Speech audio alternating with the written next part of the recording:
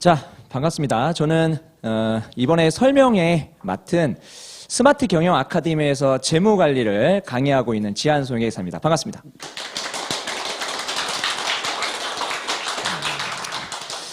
감사드리고, 자, 설명회는 어떻게 진행할 거냐? 일단은 회계사를 이제 여러분들이 이제 시작하는 회계사 시험을 이제 준비하는 그 입장에서 어떤 식으로 회계사 시험을 준비해야 되는지 그거 설명드리고, 그 다음에 회계사가 하는 업무에 대해서 설명드릴 거고요. 그 다음에 합격자 두 분을 모셨거든요. 여기서 공부했던 합격자 두 분을 모셨어요. 보통은 우리가 일반적으로 합격자라고 하면 뭐 학벌 좋고, 그 다음에 공부 많이 하고, 그런 친구들이 보통 합격을 하는데, 제가 모신 두 분은, 첫 번째 분은 나이가 많아서 나이가 많은데 합격하신 분. 몇 살에 합격했죠? 33세, 5세 합격. 뭐라고요? 네. 33세, 35세 합격하신 분이 있고, 그 다음에 한 분은, 그러니까 두 분 다 약간 특이 케이스인데, 한 분은, 루트도 몰랐던 친구가 회계사를 합격한. 그러니까 1차 방정식도 잘 못 풀었던 친구가 회계사까지 합격한 그런 케이스가 있습니다. 두 분을 이따가 모실 거고, 그 다음에 우리 학원에서 그 강의하고 계시는 강사분들 좀 소개를 좀 드릴게요. 그 다음에 우리 종합반 안내 있거든요. 그래서 1월에 종합반이 개강되는데, 그 종합반이 어떻게 흘러가는지, 어떻게 운영되는지 그거까지 설명드리도록 하겠습니다. 자, 그러면 일단 공인회계사 시험을 준비하기 위해서는 일단 학점이 필요합니다. 학점. 대학교 학점도 필요한데, 대학교 학점도 가능하고, 아니면 학점은행제가 별도로 있거든요. 뭐 찾아보시면 다 있어요. 공인회계사 학점 이렇게 하면은 치면 다 나와요. 뭐 원하시는 그 사이트 들어가가지고 학점 따시면 되는데, 내가 학교에서 공부했던 과목이 학점으로 인정이 되냐 안 되냐는 금감원 홈페이지에 가면 있습니다. 금융감독원 공인회계사라고 쳐야 돼요. 거기서 공인회계사 관련된 홈페이지가 별도로 있거든요. 거기서 내가 학점 이수한 게 과연 인정이 되는지 여부를 확인할 수 있습니다. 거기서. 그래서 회계학세법 12학점, 경영학 9학점, 경제학 3학점 따셔야 되고, 그 다음에 중요한 거 영어. 영어 토익 700. 그 다음에 뭐 GTF, 토플, CBT. 보통 토익 많이 하잖아요. 요새는 탭스 뭐 더 많이 하더라? GTF? GTF도 많이 하나요? 그래서 토익 또는 GTF를 꼭 따셔야 되는데 미리 따셔야 돼요.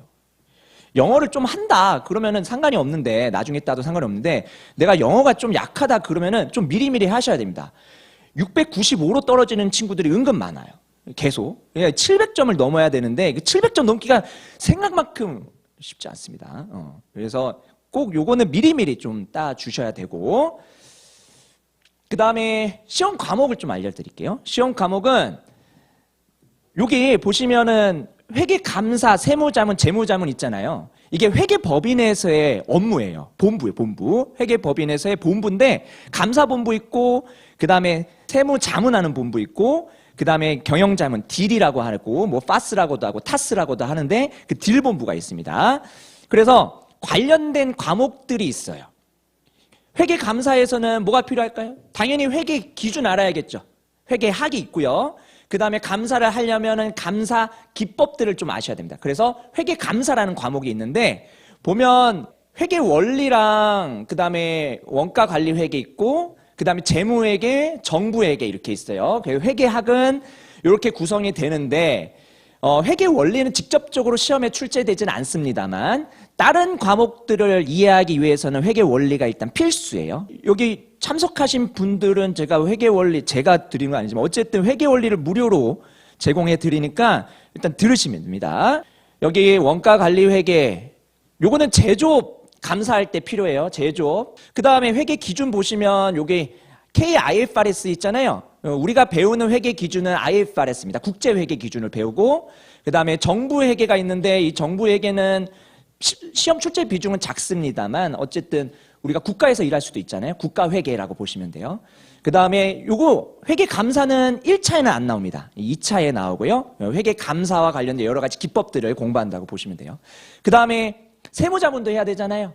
공인회계사가 세무대리 업무까지 할 수 있거든요. 공인회계사법에 세무대리 업무라고 있어요. 그러니까 세무사가 할 수 있는 거는 공인회계사가 다 할 수 있습니다. 그러니까 뭐 전문 분야는 좀 다르겠지만 어쨌든 공인회계사를 따게 되면, 공인회계사 자격증을 따게 되면은 예전에는 회계사 자격증, 세무사 자격증까지 줬는데 지금은 세무대리 업무를 할 수 있는 그 권한까지는 부여하고 있습니다. 법에서.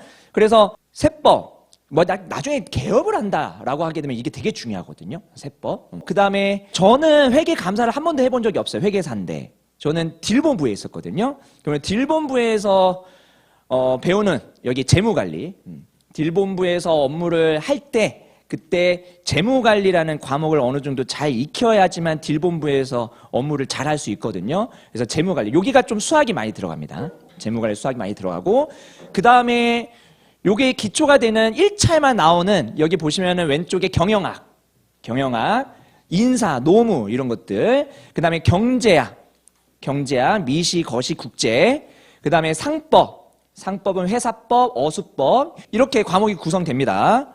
보면 1차 시험은 이렇게 돼요. 원가관리회계, 그 다음에 재무회계, 정부회계 해서 재무회계 과목이 있고, 그 다음에 여기 세법 있고, 그 다음에 재무관리가 여기 경영학하고 합쳐가지고 하나의 과목으로 구성이 되고요. 그 다음에 경제학, 그 다음에 상법 각각 하나의 과목으로 구성이 됩니다. 5과목을 시험 본다라고 생각하시면 되는데 그 안에 세부적으로 별도의 과목들이 또 존재를 합니다. 아시겠죠? 이거는 뭐 공부하다 보면은 자연스럽게 익혀요. 지금 제가 뭐 언급해 드려봤자 사실은 뭐 남는 거 없습니다. 나중에 1차 시험 준비할 때 자연스럽게 익히게 될 거고, 2차 시험 같은 경우도 5과목인데 원가관리회계가 회계학에서 별도로 튀어나옵니다. 튀어나와서 100점, 그 다음에 재무회계 150점, 그 다음에 회계감사 100점, 여기에 세법 100점, 재무관리 100점, 이렇게 해가지고 2차 과목은 논술, 주관식이에요, 주관식. 자, 그 다음에 뭐 강사 소개하기 전에요, 우리 그 합격자분들 2분 계시거든요. 그래서 제가 말씀드렸죠, 좀 특이 케이스라고. 일반적으로 합격하는 친구들과는 좀 다르게 수학을 1도 모르는 친구가 한 명 있고, 그 다음에 나이 얘기해서 죄송한데 어쨌든 나이가 좀 많은데도 불구하고 열심히 공부해가지고 합격한 친구가 있어요. 누가 먼저 하기로 했어요? 응? 서로 양보하는 거예요? 가위바위보 해요 그러면. 누가 먼저? 그래요. 딱 봐도 수학 못할 것 같아요? 나이 많을 것 같아요? 본인 소개하고, 그 다음에 회계 지금 하고 있는 업무랑, 네. 회계사로서 지금 하고 있는 업무랑 회계사 되면 좋은 점, 예. 그거 일단 말씀해 주시고 본인 소개부터. 예, 안녕하십니까. 저 이상건 회계사라고 합니다. 네, 저 아까 전에 선생님이 말씀해 주신 것 중에 1번이랑 2번 어떤 사람 같아요? 예, 저는 뭐 나이 많은 사람이 맞고요. 33살에 이제 들어와서 35살에 합격을 했어요. 그때가 이제 20년도고요. 그래서 근데 저는 좀 특이한 게 유학하다 왔거든요. 그래서 이제 공부를 좀 늦게 시작한 것도 있고 그렇게 됐는데요. 일단은 주제를 정해주셨으니까 첫 번째, 제가 하고 있는 업무, 저는 회계 감사본부에서 1년 반 정도 있다가 시즌이라고 하죠. 아시는 분도 있을 텐데, 회계사의 가장 바쁜 시기 1월과 3월까지 감사본부가 가장 바쁜 시기, 이거를 2번 보내고 딜본부로 갔다가 지금은 개업해서 나왔습니다. 그래서 비교적 빨리 개업을 한 케이스고요. 근데 뭐 나중에도 설명드리고 싶은데, 뭐 회계사가 되면 생각보다 그 루트가 엄청 달라요. 할 수 있는 게 너무 많아지고, 그러니까 저 같은 케이스도 있는 거죠. 바로 그냥 나와서 개업을 하는 케이스도 있다, 이렇게 말씀을 드리고 싶고요. 그 다음에 회계사가 됐을 때 좋은 점 하면은, 그래서 저는 일단 해외에 있으니까 이거를 좀 더 느꼈다고 볼 수 있는 게 있는데, 우리나라 오니까 남의 그 시선이 엄청나게 많이 좌지우지 되는 게 있더라고요. 뭐 어느 대학을 나왔다든지 뭘 한다든지 이런 게 심하더라고요. 저도 이제 해외에서 처음 딱 왔을 때는 우리나라의 기준에서 봤을 땐 아무것도 없었으니까 좀 은근히 약간 이제 낮춰 사람들이 생각하는 생각이 있었는데, 어디 가서 회계사라고 당당히 말하는 순간부터는 일단은 인지도가 달라져요. 그 사람이 나를 생각하는 것 자체가 달라지고 어디 가서 말했을 때 이 사람이 내 말을 더 기울이게 되고 또 어디 가서 당당하게 말할 수 있고 사실 이게 처음 제가 됐을 때 가장 좋았던 부분인 것 같고 두 번째는 일단 경제적으로도 엄청 많이 벌지 못한 그렇게까지 뭐 엄청 많이 벌지는 못할 수도 있는데 당장 이제 살면서 돈 걱정을 안 할 정도까지는 올라오죠. 예, 이게 제가 회계사가 되면서 바로 느꼈던 두 가지 장점이었던 것 같습니다. 사실 저는 2번보다는 1번이 더 크다고 생각을 해요. 나이가 많은 상태에서 공부를 했을 때 그때 뭐 어려운 점이 있었는지 제가 그 테마를 준 거잖아요. 나이 많은 친구로. 그러니까 그과 관련해서 한번 얘기할 수 있는 게 있는지. 일단 어려운 점이라고 하면은 중고등학교, 대학교까지 공부했던 기초 지식들이 조금 많이 상대적으로 잊혀지죠. 그리고 근데 저는 그렇게 생각해요. 뭐 제가 그때 느꼈던 게 제가 20대 때 공부했을 때에 비해서 암기력은 좀 떨어진 것 같은데 근데 대신 뭐 이해력은 좀 빨라진 것 같아요. 이해력은 더 높아져가지고 네, 속도가 또 중요한 시험이라서 그쪽이 약간 불리한 점이 있었는데 또 이해력이 올라가서 이해하는 데는 괜찮았다. 체력적으로도 그렇게 크게 힘든지 몰랐던 것 같아요. 근데 뭐 그거는 20대라고 해서 뭐 체력적으로 아무리 자기가 좋다고 해도 힘들거든요. 어차피 다 힘든데 30대 초반까지는 예, 제가 최소한 겪은 것까지는 할 만했던 것 같습니다. 네. 자, 그러면은 두 번째 친구. 두 번째 친구를 모셔볼까요? 자, 지금까지 이상건 회계사님이었고 박수 한번. 네. 자, 들어가시고 고맙고요. 두 번째 친구 본인 소개부터 하고요. 언제 합격했죠 일단? 저는 올해 붙었고요. 이제 일한 지는 2달 됐고 얼마 전에 한송쌤 유튜브에서 전화 인터뷰 했었고 저는 고정동 회계사라고 합니다. 저는 안진 텍스에 있고요. 아직 2달밖에 안 돼서 업무는 잘 모르는데 세무조정, 법인세 조정, 그다음에 뭐 손익계산서랑 재무상태표도 좀 보고 있고 저도 아직 많이 배우고 있어서 그렇습니다. 사실 아까 상건이 형이 말했던 거랑 비슷한데 일단 직관적인 장점은 부모님이 너무 좋아하죠. 약간 가문에 좀 자랑이 되는 그런 거 좀 있는 것 같고 그리고 약간 친구들이 이제 보는 시선이 달라지고 그리고 제일 중요한 게 뭐냐면 소개팅이 좀 많이 들어옵니다. 소개팅이 많이 들어오고 그래서 약간 삶의 질이 좀 행복해져요. 그래서 좀 되게 재밌게 잘 살고 있고 그리고 진짜 그것도 맞나요? 약간 돈을 막 엄청 많이 버는 건 아닌데 이렇게 손흥민급은 아니고요.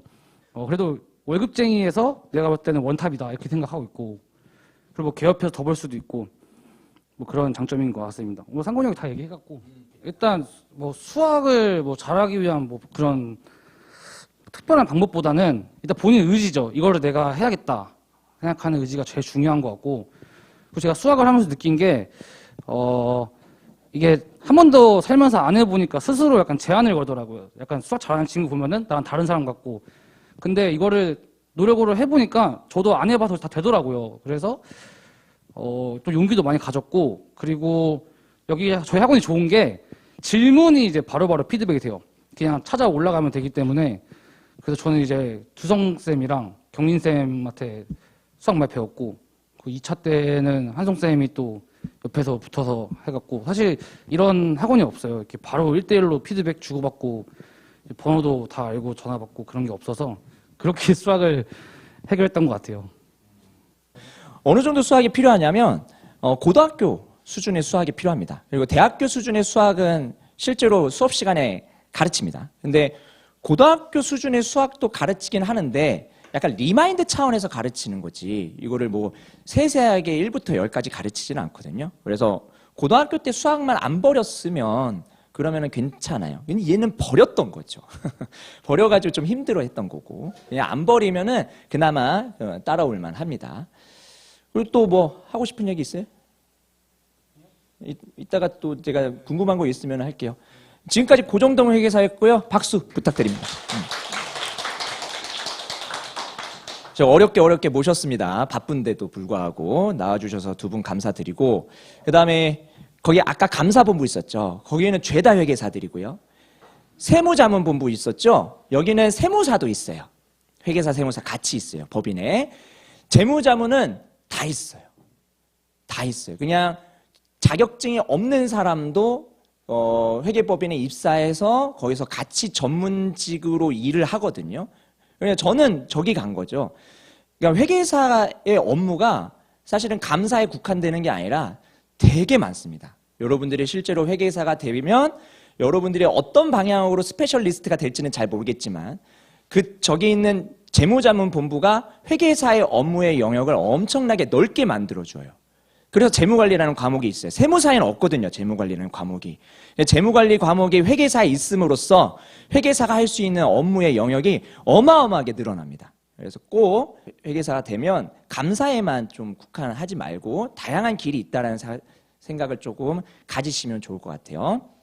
자, 그 다음에 커리큘럼부터 좀 설명을 드릴게요. 만약에 여러분들이 이제 회계사 시험을 준비한다라고 하면 1월부터 시작이 되는데 1월 3일 날 개강을 하고요. 1월 3일 날 개강을 하고 그 전에 회계원리 강의를 무료로 지급해 드리면 그거를 듣고 1월 3일 날 오시면 됩니다. 아마 학생 수가 그렇게 많지는 않을 거예요. 그러니까 오히려 더더욱 1대1 케어가 가능할 겁니다. 그러니까 그 점은 우리 학원만의 큰 장점이죠. 강사들의 실력도 좋지만 교재, 강의 이런 것도 되게 중요하잖아요. 그런데 더 중요한 거는 끝까지 갈 수 있냐. 그게 되게 중요하거든요. 그렇게 만들어 주려고 노력하는 거죠. 중간에 포기하지 않게. 끝까지 그래도 공부할 수 있게 그렇게 만들어 주는 게 사실 우리의 역할이니까 그거를 10분 활용하시면 되겠습니다. 종합반이 좀 길어요. 원래는 종합반이 한 6월 끝나거든요. 원래. 근데 저희는 한 7, 8월까지 해서 심화과정까지 다 묶어서 조금 천천히 진도를 좀 나갈 겁니다. 조금 실수를 재작년보다는 좀 많이 잡았어요. 실수를 좀 많이 하게 되면은 천천히 공부하면서 복습도 여유롭게 할 수 있고 그다음에 기본 실력이 잘 다져지거든요. 여러분들이 어떻게 하면 합격할 수 있는지 그거를 최우선적으로 생각해서 커리큘럼을 짰거든요. 그 종합반이 아마 이제 시작하게 되면 아침 9시부터 시작을 하고요. 그 다음에 오후 4시에 끝납니다. 수업은. 그런 다음에 6시까지 질의응답 같은 거 있으면 하시면 되고 그 다음에 자습실 마련되어 있으니까 10시까지 공부하시면 돼요. 그러니까 아침 9시, 좀 일찍 나오시는 게 좋아요. 아침 8시까지 나오셔가지고 저녁 10시까지 그거를 1년 동안 꾸준히 하면은 100% 장담 못하지만 거의 합격권에 가까워집니다. 근데 그게 힘들죠. 한 달 열심히 공부해라. 다 해요. 1년 열심히 공부해라. 그게 어려워요. 그러니까 1년 동안 꾸준하게 열심히 공부할 수 있는 그런 그 마인드라든지 그런 습관을 길러야 되거든요. 그거를 8월까지 기르게 되면 그 이후부터는 관성이 붙어가지고 어쩔 수 없이 공부하게 됩니다.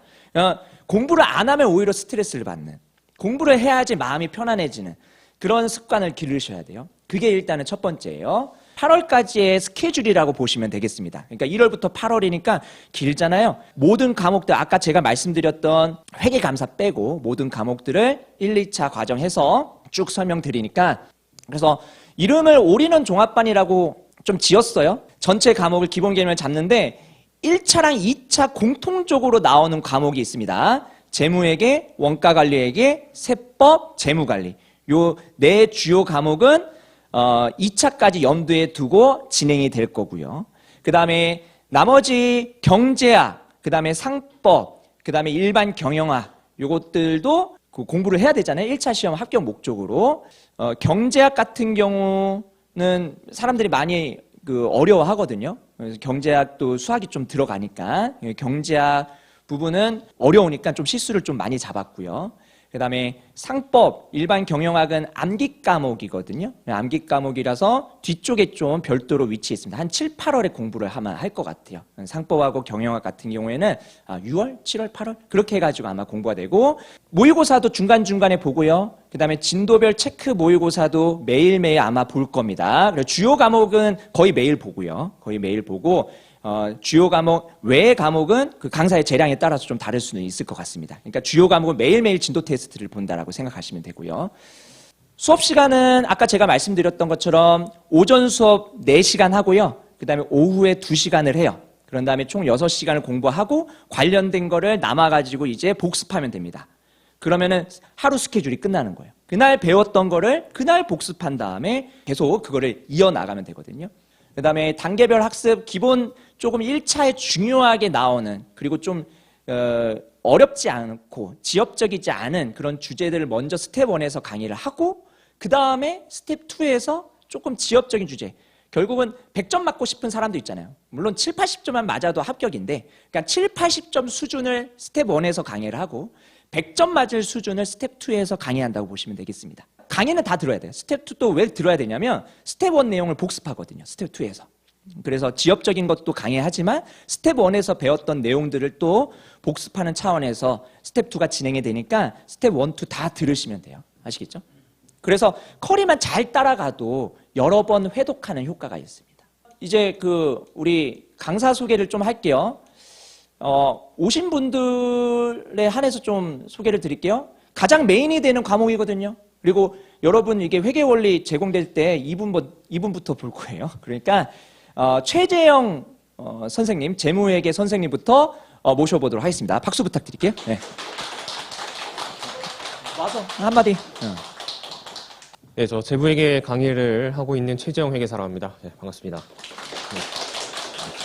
그래서 제가 이제 그 재무회계 과목 안에 회계 원리랑 그다음 중급 회계랑 고급 회계 이 세 가지가 포함되어 있는데, 그래서 회계 원리는 이미 지금 촬영이 다 되어서 그래서 온라인으로 이제 종합반 등록하시면은 그때부터 바로 들으실 수 있고요. 그다음에 중급 회계 강의는 1월 달부터 바로 진행되고, 이제 중급 회계 스텝 1, 스텝 2 나눠서 진행이 되고, 고급 회계는 저희가 아마 이제 5월 달 그때쯤에 같이 진행을 할 겁니다. 그래서 뭐 저희 워낙 뭐 훌륭하신 선생님들이랑 그다음에 이제 또 열정 있는 선생님들 여러분들 잘 이끌어 드릴 거기 때문에 너무 걱정하지 마시고 커리큘럼 잘 따라오시면 되겠습니다. 예, 간단하게 말씀드리겠습니다. 자, 그 다음에는 우리 원가 관리 회계 강의하고 계시는 최경민 선생님 모셔보도록 하겠습니다. 네, 안녕하세요. 원가관리회계 강의하는 최경민 회계사라고 합니다. 만나 뵙게 돼서 반갑고요. 내년에 이제 여러분들 공부하시는 거 최대한 좀 도움을 드리고 합격하는 거 최대한 좀 이끌어 드리고자 이를 갈면서 준비하고 있습니다. 그래서 내년에 만나게 되면 같이 한번 이를 갈고 공부하셔서 꼭 다들 합격할 수 있도록 좋은 시간 좀 만들어 보도록 할게요. 네, 반갑습니다. 그 다음에 우리 세법 양소연 선생님이 지금 강의하고 계세요. 그래서 시간이 되면 쉬는 시간에 내려와서 인사드리면 좋겠지만 아마 인사를 못 드릴 수도 있어요. 그러니까 나중에 혹시나 뭐 시간 되면 그때 소개시켜 드리기로 하고요. 그 다음에 저고요.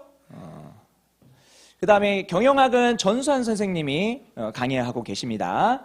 그 다음에 경제학 강의하고 계시는 강두성 선생님 모셔보도록 하겠습니다. 박수 부탁드릴게요. 안녕하세요.